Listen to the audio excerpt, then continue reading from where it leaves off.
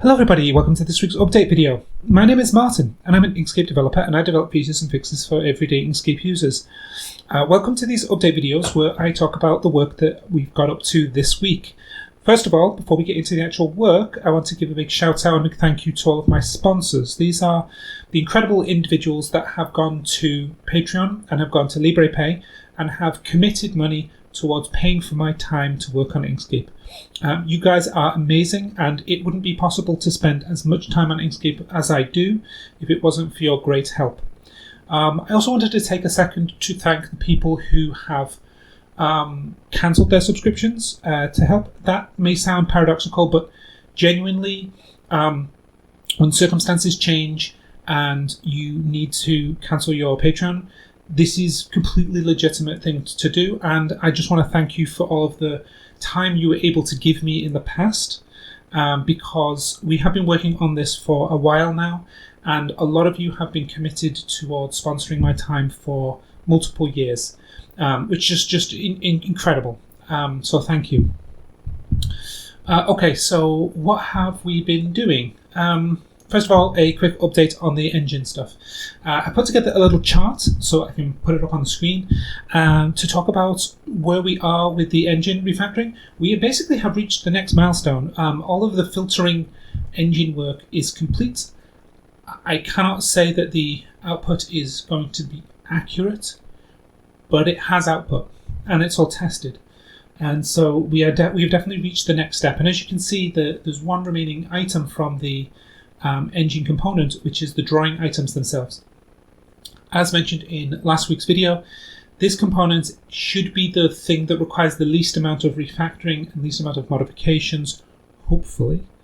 But once complete, it should allow rendering to the screen and rendering to pixel images.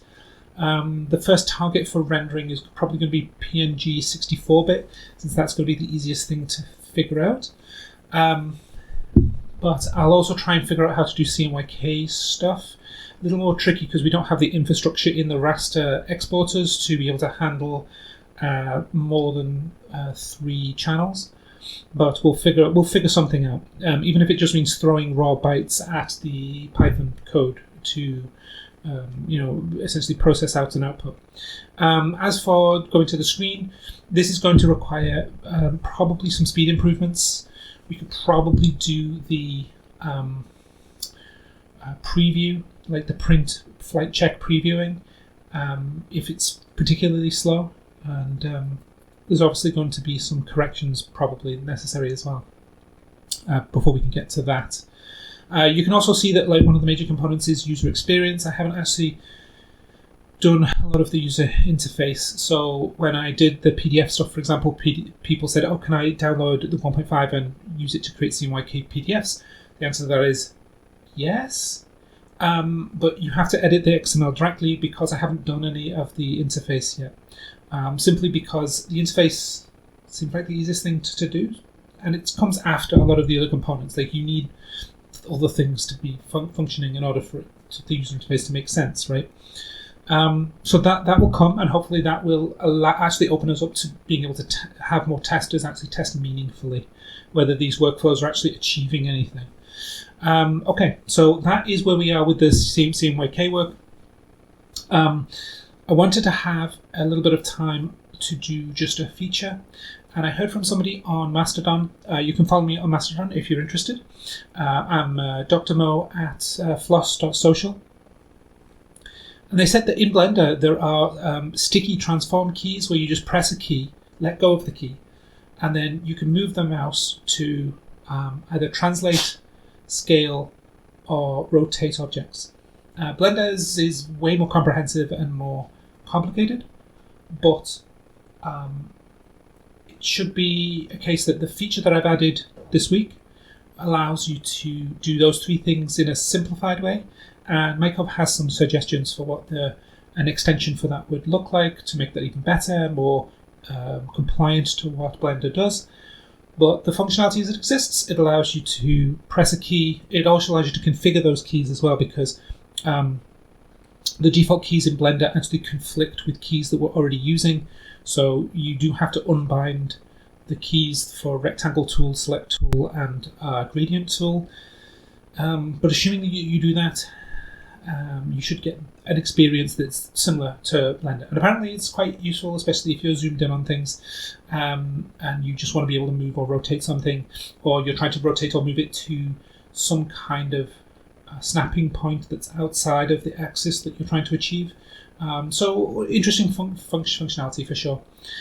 Let me just check my notes actually.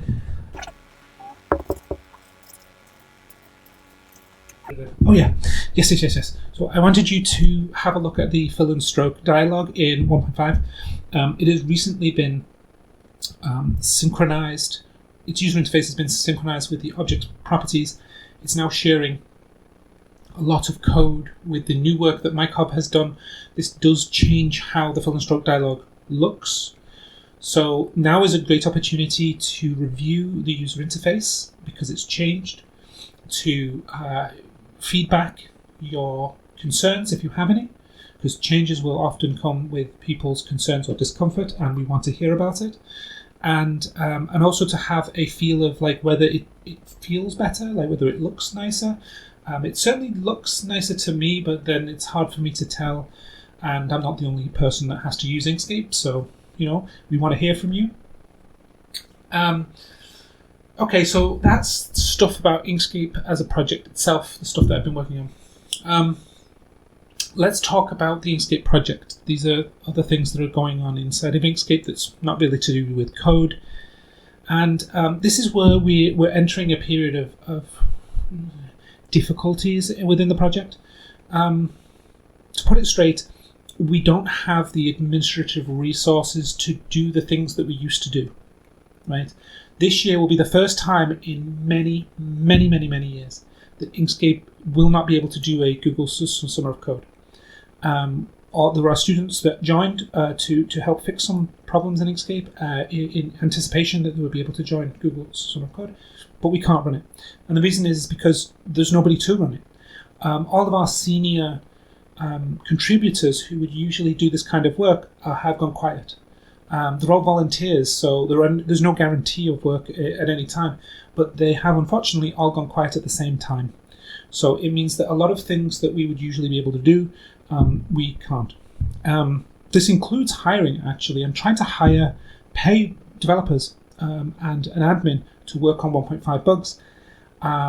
The vote went through, we passed the vote, but I need one other Inkscape member, and there's like 400 members that could join me to do this, to go through people's applications and interview people, right? It's just basically making sure that the project is spending money correctly by making sure that we're vetting people who are going to pay, and I can't find anybody. Like, nobody's available to do interviews for hiring people. So literally the project struggles to spend money right now. Looks like there won't be any in-person events this year. So there's nobody to organize in-person events at LGM, the Libre Graphics meetup, or FOSDEM, or any of the other events. I know individuals sometimes do go by themselves, but as far as I can see right now, we're in a bit of a pronounced dry patch when it comes to help, especially administrative help to like run things. And so I'm not sure what this means. Hopefully the Inkscape project will actually be able to come out of this. Certain parts of the year do get particularly quiet. February is one of them. But I can't help feeling that also the project is tired. Like, people have given a lot of time to Inkscape, and it's difficult to run a project like Inkscape for so many years. And so like you want new people to come in and to help run things.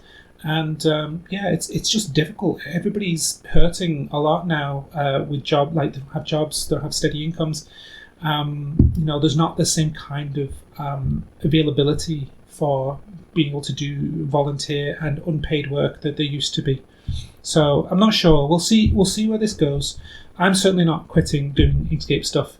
And if it wasn't for the fact that I was so busy doing CMYK and other 1.5 itself, I would actually be diverting almost all of my time to doing administrative work to actually pull this through. So, but obviously there are certain tasks that you just can't do alone, no matter how much time you put onto them. You can't just make unilateral decisions for a charity. You have to have other people involved. You just check each other, make sure that you're following all of the rules correctly. So, so a bit of not sad news, but like just caution. The project is going through a bit of a patch. Okay, so thank you for watching this video and for following all the way to the end.